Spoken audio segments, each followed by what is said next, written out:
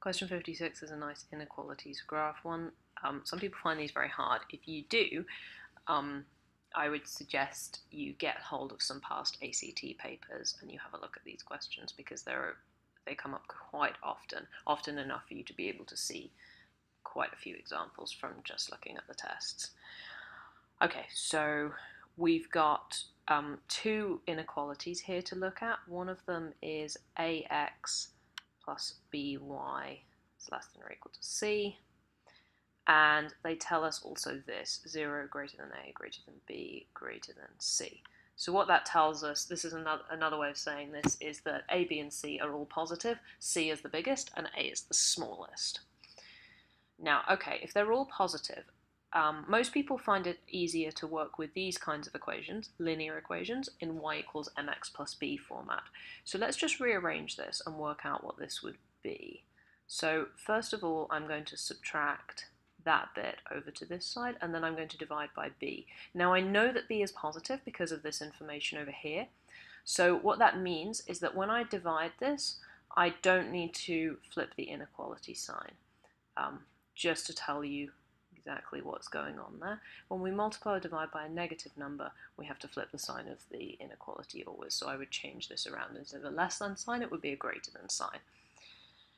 If you need a refresher on inequalities because you're not sure about what I just said, make sure you do that as well. Okay, so what we know here is that the slope of this line is negative, and it's a over b. Now if a is less than b, the slope here must be less than 1. So the slope is less than 1. We also have here c over b. Now c is bigger than b, so the y-intercept is greater than 1. Okay, so let's look for a line that fits that criteria. So a slope of less than 1 and a y-intercept of greater than 1. So there's no scale on the graph, but some of these graphs have negative y-intercepts. J and H do, so we can rule those out straight away. The lines K and G also have negative slopes, so those are the ones we're looking at. We're deciding between K and G here. F has a positive slope, so we can rule it out straight away. Now the difference between K and G, yes, okay, we could look at the slopes of the lines, but since we don't know the values of A and B and there's no scale, it's going to be a bit hard to decide. So what we should look at is whether the region above or below the line is shaded.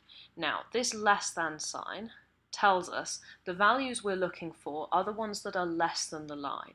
So what that means is we're looking for the shaded region that is below the line. So in other words, we're looking for all the y values that are less than the line underneath it. So that is going to be K.